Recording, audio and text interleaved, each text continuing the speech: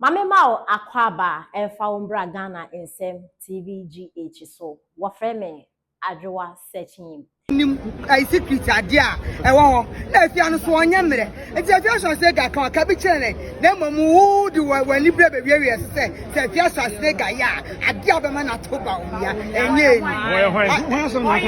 Owusu Bempah me da me o di Owusu Bempah ti me do o dey Owusu Bempah me dey me ma no. And so at the end of the day, no, Israel Yankopon, Wakasama, a Bibia Yedin, Madame Cassa, make us Wakasama Bawumia, but Wakasama, NPP, Ama Osrona Day, Edin Kuni. Me person business no. Also, and Pan only Jesus Christ and TV, a table, dining table, and a Echetiana. As our form we share you, that then I mean, Mom, can you go? Sure. The chairman, you made the American children say, a buying way, a year na juma ye. It is a what nasi. I take a bad decision. I'm an international, just no affect what? Then it's affect Coco Queen. And now, President Mahama. Chairman, and no crowd on a member meeting. Akaso, no, Mama is telling us over 50 acres of cocoa. Yet is all no subiacano. A classical cocoa queen in some Ukrainian kind of Kono. You different between Coco Quenino and the President Mahama. But Chama, before then, let me tell you something. Make Coco Quenia $100, $200, $300. Yes, see, not some moon shade hear me. Chairman, but Kurenia only Nikuna Koshe Kwaye Moa Bre.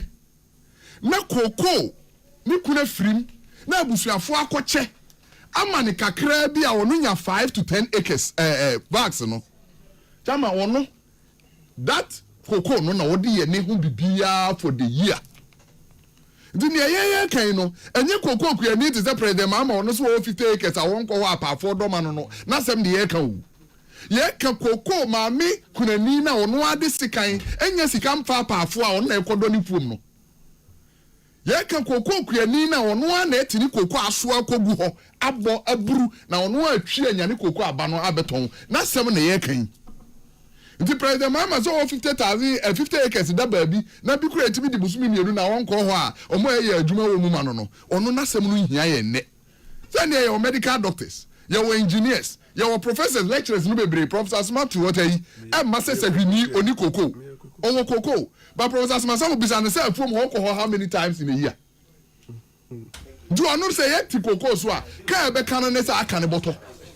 But Cocoa Quenina, any daily bread. Come on, Cocoa Quenina or not 5 acres. None any dance was a film in your day and name she say.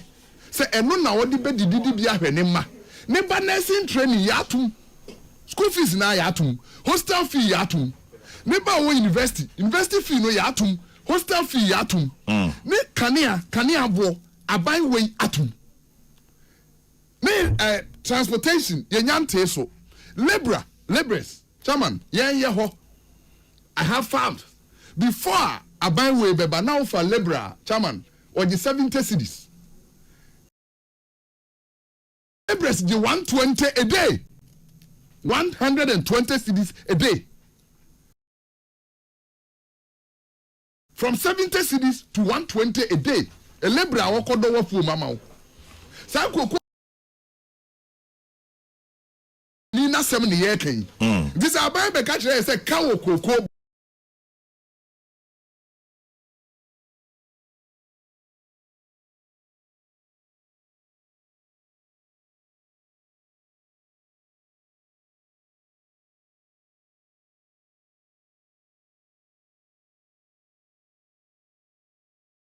Chairman, 19.6 billion na president na nadu kwa Akufo-Addo beto ye.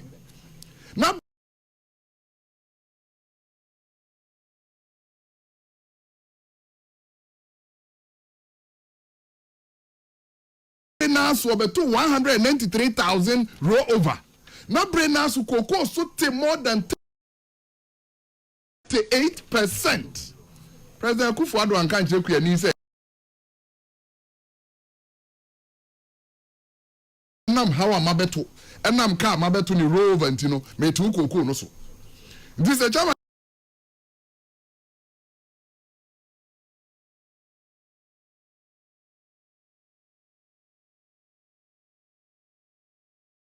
yati ha condition mu aye discuss no so wo ko sabe afuo no mu ha kokoo kuani a wono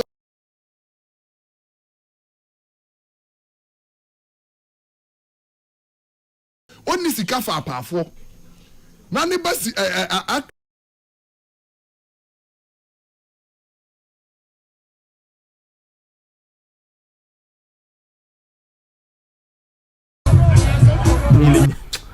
John Mahama baby akokoduru no enti mu aye kuma butuafo no mo sempa President Mahama mu musa na me yakum na isi aku na wo hwe ne me ekoso Ghana and West African state ni ade a media me I see Russian ayibi essence wiem e wo West Africa so oh yeah essence wiem kwaku bino kase sisi da ben now some plane crash the by 6 August another and early August I'm 6 or 8 August 6 1 okay 6 now I did how many months be 6 months yeah timely defense minister meanwhile West Africa sub-region so say I'm not say it is the most dangerous region Africa now you need defense minister you need a substantive defense minister that be that the way Banza friend say at force one finance minister wo hunu so ko for yi kwa dia kwati so no be ko share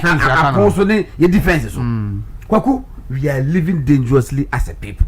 President Mahama is it telling us no na ban mu no wonye wo bia ani so betam na ba defense minister na ehu or the amemo ni di agro o the amemo ni di agro John Mahama or the amemo no di agro because retirement package was West Africa has seen now we nim the terrain of the West Africa nim okay say agro kaka kitina kufuado e de anti-terrorism action plan by to ni Accra initiative no okay say kwa there be kwa kusa be catch us at a point in time ministry critical possibility nkomo okay tell me say West Africa sub-regions is saying no omo ne defense ministers omo yere no mkrampo aye free ama so mu di birthday a omo free omo ekwacha omade okay say you see what people don't know ni say edu baby no emu ye hua to the extent say there's a national security free movie yes and my briefing so that we can manage the situation in Ghana yes na terry ni my hu and I know many penny bi din komo godon and some of ka kire me no won't mean kan wo ha look won't mean kan e wo ha sei e hu ankasa na there is a reason tia a jihadist attack no akoso wo Africa West Africa nyina na ebinsi wo Ghana there is a reason to that there's a reason na waba na for about 7 months 8 months ni ye need a substantive defense minister e wo maimu na o sorry na amanya ku asi so West Africa na o no afadam for free ha na for ha free na kwa ha adwembe na pese o de to Ghana for so dia na pese eye Ghana for yera Mahama dia memu no di agro o dia memu no di agro so you very very careful pardon as I say you very very careful because eniema koso ewo ye sub-region mu no ni ade ni ayi no ade bi a ehu pa nti so hwani say am ka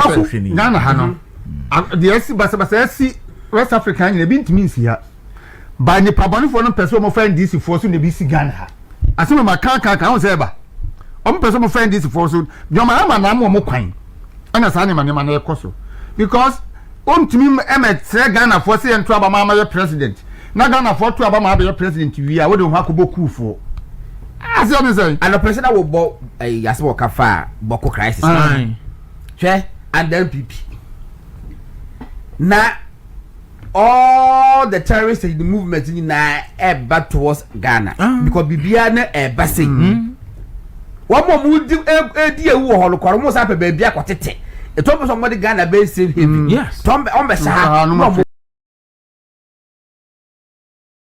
aye den juice na nya papa juice na dimi anyinya enu nti se wo yo obi a wo kon dokote bone te se de oba wusi meri wusi wo ba ye wode no from Enkwada grade. Was it say they or you see you into on 40 men you said 40-year-old men you up a young boys. Ni mo jajene ni twajene nyansa ensen ni trim and odi kwotefon into what na wa na mfiflete ne kakra na aba ni mu so nko kan kwase asam keke kwotebo ni die no de yede ba no de bia mu ko school a mo ma me ne mo papa no mo kire mo usi so afa ba pa fa be mapa ye tu no fo no no see oh yaya no oh girl the girl on the block Inti or the girl on the block sa nkwasi akeka sa when to me anye serious say nye kunu papa bi antena ho ambobra enti sa de a ne no ye hunu say obe ne mu na oh ye papa ye nkotu ye ni efensi ne so ai nanka wo ye oba wo support oba nanka mpo per their own stupid mentality na show me if Samira is controlling NPP, so what? Is she not a woman? Shouldn't that even make you proud? Say, such a great party like NPP is now being controlled by a woman. If indeed women are supposed to support women. Kwasia way, or bafun way, or bayana asema kotu or baby, no I got to tell Rob the Ashen and Niase, Ebi Mimi and as I said, before no be woo. Women and women abuse. But you are here busily abusing your fellow woman. Missy we no me Janet the Nama man, a man who should deal with her when it comes to the Monkon cha channel. Me, I just want to talk about her mental capacity to even make such statements. Samira is dangerous. Or is dangerous because on them more near grow. On them kwasiafo onye den nante. And to be dangerous amount. Or you're dangerous because or non a woman or what Ghana where to me either are running a political campaign amana successful and very, very fruitful. Into definitely she's dangerous. Samira is dangerous because Sebio Samira or no beer why no area mama. They said the amuya mu area mama and then the musi sebi mukunum emojajene and they say young girls and young boys yabba and amoni omobeda. Omojajene. And the Ohuna Omasha de Cocho Muti or Sweternity or a lesbian, not the name, or woman you supi for man on when supi man who na no. Nankawo, why is a brood yeast uncle ye? Oh, etin chim sachomo, etimia quidna mama the pancake abubo when him Kabeka sem na yentia Samira is dangerous. Now, if a woman caught the second part of it, may throw the entia Mary Owusu, CEO of Free Zone. Only munyansa na okasa te said dia sebio baba subia kano and one baby odire mo de kan kwase asem muntie no wa say mama why is Samira dangerous because Samira is controlling NPP yanko Samira is not part of NPP leadership on kan yanko tie ni bio Bawumia de what wo Samira Bawumia wo ye oba Ghana ni ba meka che Ghana for say yenhwe Samira Bawumia yi oh yes mo hwe kwan fa so Wadi ko bubu wo bi dan gu ye even yo so me catch o say NDC for one ye party bi a ohun hwe se o te Ghana Mrs. Adu mi nyai kan o Ghana pa na ye wadwene say NDC a political party kura adwene bi e de besesa Ghana shebra woni mu nyansa very simple or say Samira ko bubu obi dan egu meboa wo a wutie wo Ghana biara mama yanka nokore sa edan ane esi abubu egu no me pa cho eho nokore maaye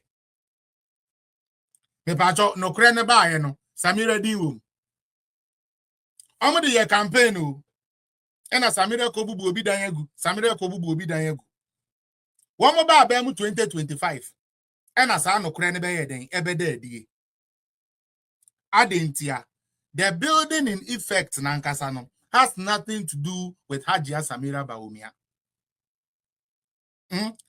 Prekobi a your friend Alex Tete. Prekobi no di Canada Japan wechi. Prekobi. Also be dina ho and obe prove da ya man a microphone. A man so on kasa on prove the chere say Samira and ama order na yakobu bu obi dan one family no went to me improve. Tieni pa. Ose Samira na ekobubu obi dan egu and the entia Samira ye dangerous no Kwanye ofa so di bubu obi dan gu ye. Me, sa court document and I have all of it here. Kennedy Japan. Papa na oyi ne dan ba akodema Kennedy Japan no wo 227 houses no. Say on fanya campaign office no. Ono, and na opes wo use ni sika ne Kennedy Japan ana oni